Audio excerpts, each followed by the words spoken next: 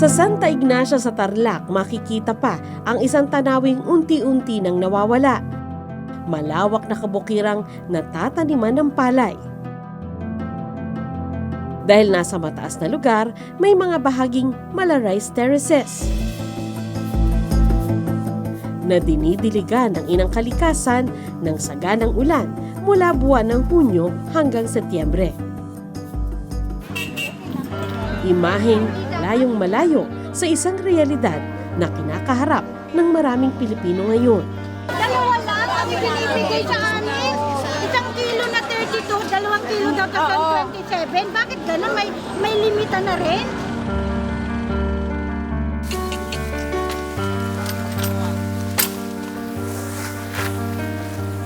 Umaasa ang National Food Authority na dadami na ang supply ngayong harvest season.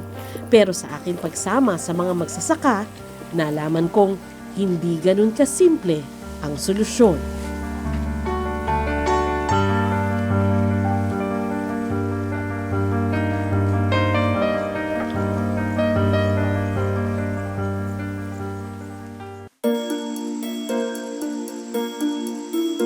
Mula sa malayo, parang panatag ang lahat sa mundo.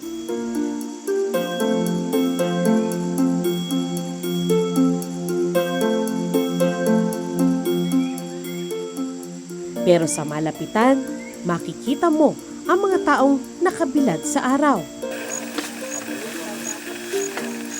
Nakalublob ang paa sa putik. At nakayuko sa pagtatrabaho. Kabilang sa kanila ang ilang kababaihan. Kaya kahit alam kong mabigat ang trabaho, lumakas ang loob ko. Ano po gagawin natin? Ang gagawin natin, ma'am, maggapas. Ganito, ma'am. Para, ano to na, ma'am? Ganito. Oh. Anuin mo yung gapas, ma'am, ganyan. Diinan mo yung...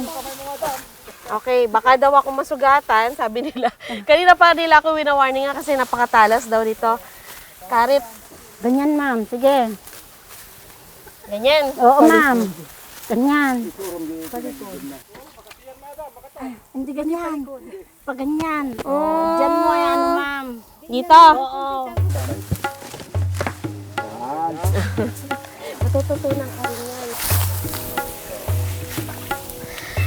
Actually, hindi naman siya ganong mahirap putulin. Kaya lang, ang mahirap pag natanaw mo na kung gaano kalawak yung puputulin mo, no?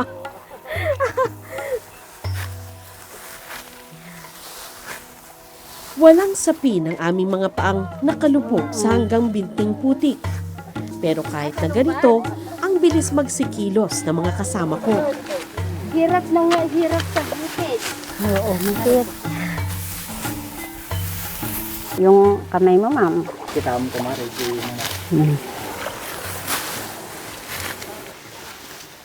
De, turo nila, isang ganun lang dapat eh. Oh, ha? Oo, ganon. Pero yung kamay mo, ma'am, ay. Ganyan, ganyan, ma'am. Ganyan, ma'am. Tapos, isang ganun lang. Istrikto ang teacher ko. Kailangan daw tama ang posisyon ng kamay para mabilis ang trabaho at hindi ako masugatan. Ayun na. Hindi ganyan. Si madam, hindi ganyan. Pa ganyan. Ganyan. Mali. Ganyan. Iba. Mali. Mali. Dito na, ma'am. Pwede din. Dito. Ha? Dito mo ilagay. Ah, pwede doon. Pwede dyan. Yan. Kung magaling ka na, ma'am, dalawa-dalawa na, ma'am. Ah, Oo. Pag magaling ka, 3, ganun, ma'am. Galing, Ganyan, oh. oh. Bilis Ganyan, nila. oh. Okay. Dalawa-dalawa, ma'am. sige po, pakita niyo po yun. Oh. Ganyan, ma'am, oh. Baka dalawain na masugat. Oh. Grabe, ang Tapos, bilis ah. 3, ganun, ma'am. Oh. Ganyan, ma'am, oh. Pag daw mabilis ka na eh. Oh, ma'am. 2, 3, kaya mo. Oo, ma'am. Mamaya, bibilis din ako. 23 ang nagtatrabaho sa bukid nung araw na yon, kasama ang may-ari ng lupa. Sa kamay mo, lagay mo na sa ano mo. May sistema ang kanilang mga galaw para bang konektado sa isa't isa. Palatandaang matagal na nila itong ginagawa. Mahirap, ma'am. Oo. Kung ganitong mainit, tsaka umuulan, mahirap, ma'am. Kasi yung bubuhatin niyo pa, ma'am, papunta doon sa Pilapil. Tapos kung umuulan naman, ayaw ming mabasa, talagang nabibilisan namin para hindi abutan ng ulan, ma'am. Hirap. Hirap, ma'am. At Yung mga trabaho nila Oo, ma'am, mahirap. magsasaka. Pero, ang mga tulad nila ate, manggagawa sila sa bukid. Kumbaga, hindi sila may-ari nitong lupa na to. Tama po ba? Opo, ma'am. Gaya ng maraming manggagawang bukid, nagtatrabaho na rito si Jacqueline mula pagkabata. Ilan po kayong babaeng naggagapas? 6 lang, ma'am. 7, ganun lang, ma'am. 6, 7. Oo, ma'am. Bakit po pati kayo? Nasaan po mga mister nyo? Nandito, ma'am. Nandito Oo, rin. ma'am. Kumbaga Nandito talagang rin. Nandito mag-asawa rin kayo yung, narito. yung anak ko, nandito yung asawa ko. Nandito ako. Sama-sama Ano sa aming kayo. maikling kwentuhan, nalaman kong hindi pala matitikman man lang ni Jacqueline ang aanihin nila ngayon. Ibig mo sabihin, yung bigas na kahit nagtatrabaho ka dito, umaani kayo ng bigas, minsan wala kang bigas. Oo, ma'am. Ganon. Tapos, bibili kami. Pag may na sahod na naman kami, ma'am. Ganon lang, ma'am. Bibili namin, ma'am. Ganon. Nang magapas na ang palay, hindi pa tapos ang trabaho. Kailangan pang ipunin ang mga ito at talian. Tapos, pinagsama-sama. Maya-maya pa, dumating na ang mga katuwang ng magsasaka.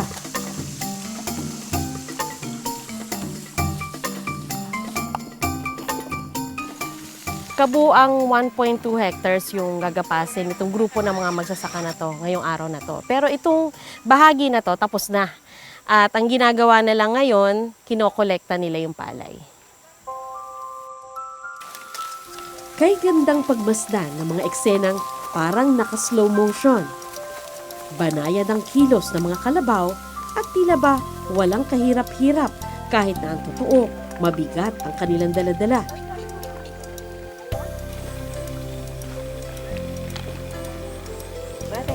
Kapansin-pansing, mano-mano pa rin ang pagtatrabaho sa bukid hanggang sa puntong ito.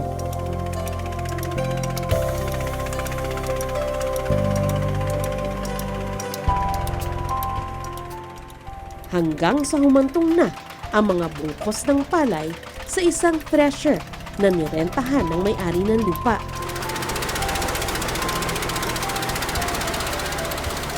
Gaano kahirap po yung trabaho nyo? Ay, kung hirap, madam, talagang mahirap. Kasi kung umulan, nauulanan ka. Kung mainit naman, mainit talaga. Parang halos pawis na pawis ka. Kinakain mo na yung pawis mo. Tapos gutom. Tsaka ang sakit ng katawan, madam. Lalo na pag nagpahinga na kami sa gabi, ang sakit-sakit ng katawan namin. Tapos pagdating pa namin sa bahay, magtatrabaho pa kami nung para sa mga anak namin. Pag may alaga kaming mga hayop, yun, nag-aano pa kami, madam. Kaya doble pagod, madam, talaga.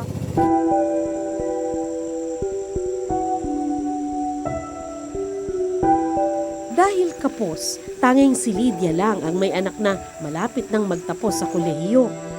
Kaya ang kahirapan ng magulang nagpatuloy sa kanilang mga anak.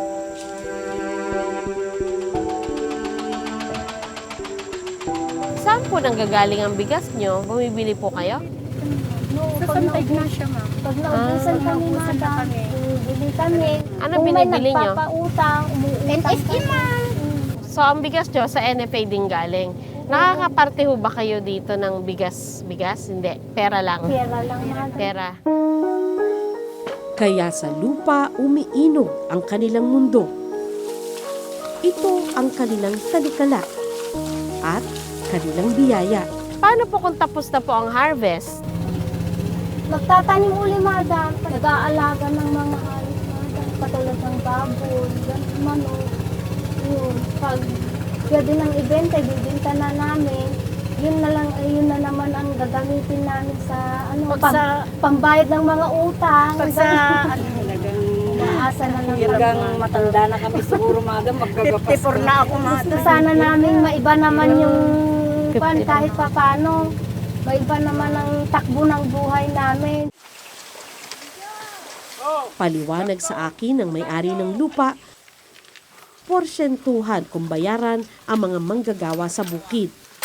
Sa 32 sako ng palay, 3 sako ang parte ng mga manggagawa. Magkano po ang isang kaban ngayon? May gitna 1,000, madam. Mga 1,000. mga Yung 1,000 oo, madam. isang kaban? Opo.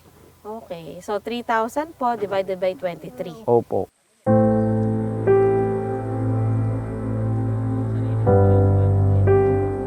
Ibig sabihin, 130 pesos ang kita ng bawat isa.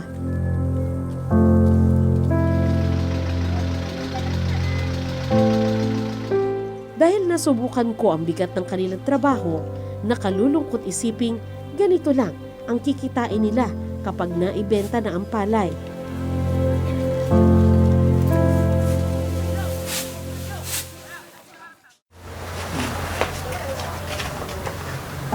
Ang 32 kaban na pinaghirapan ng mga magsasakang ito, ibibenta nila ng sariwa sa araw ding ito. Oo. 49. 409. Minarapat naming sundan ito para alamin kung ibebenta ba nila ito sa trader o sa NFA na nangangailangan ng bigas ngayon. Sa panahon ng anihan, panahon din sana ng kasaganahan para sa mga magsasaka. Pero hindi sa tulad ni Marvin na naturingang tagatanim at tagagapas ng palay pero walang pag-aaring lupa. Nung araw na makilala ko siya, kasama siya sa makinaryang kung tawagin ay harvester.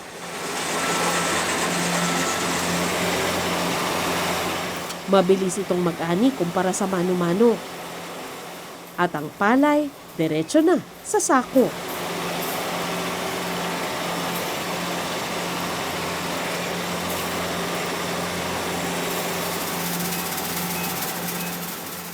Mas kaunti rin ang kailangan tauhan. Magkano pala yung kita mo dyan sa isang araw? Kumpurmi sa isang kaban po binibigay po sa amin dyan, 3 lang po upa namin dyan. Sa 100 lang po 300. So, ibig sabihin, sa isang kaban, 3 pesos sa'yo. Opo.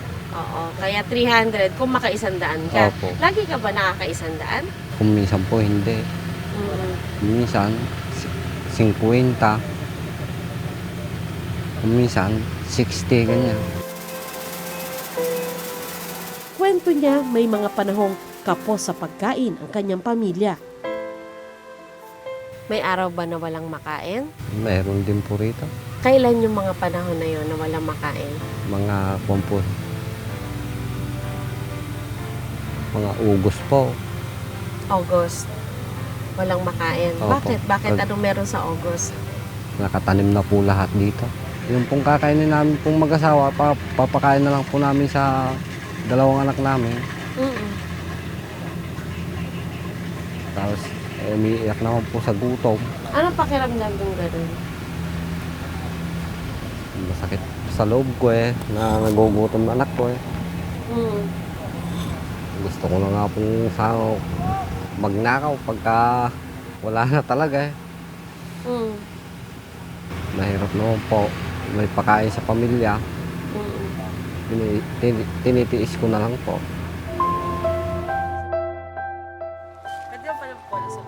Ano nga ba ang kaya mong gawin para sa nagugutom mong mga anak? Sana ay hindi umabot sa sukdulan ang kahirapan ng pamilyang ito.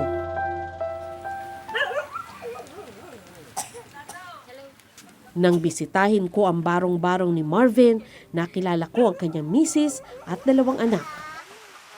Harvested, mahigit po merong Masayang ipinakita sa akin ang lalagyan ng bigas na may laman. Bigay daw ito sa kanila.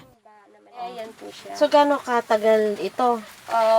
Maabot din po siguro Ganda rin, no? 5 araw, gano'n. Sige, di mga sa kaldero. Yan po Yan po yung kanin po galing po sa kapilya.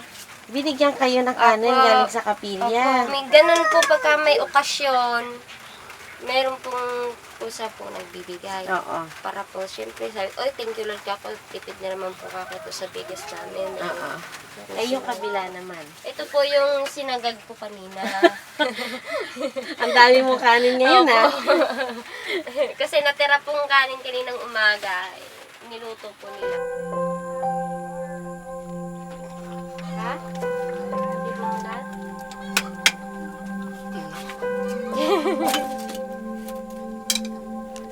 Oo.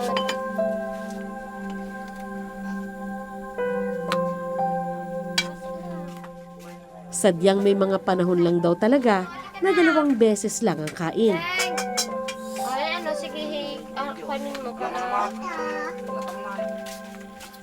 O kaya ay walang ulam. Ang akin kagarot, akin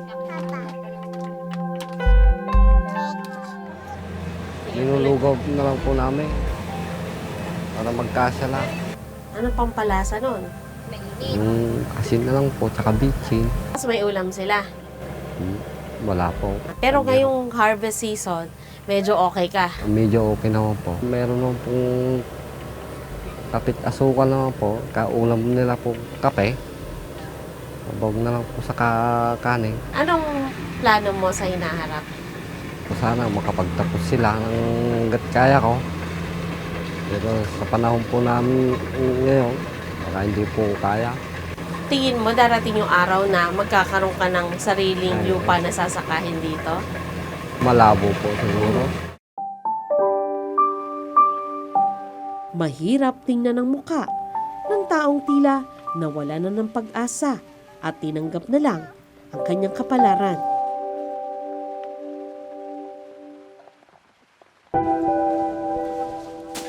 Ang buong bansa ay kumukonsumo ng mahigit 31.5 metric tons ng bigas kada araw. Katumbas ito ng mahigit 629,000 na sako ng bigas. Kumbaga, bilang isang produkto, iisipin mong tiba-tiba rito ang mga magsasaka. Pero hindi ito ang nakita ko sa ilang araw na pagsama ko sa mga magsasaka.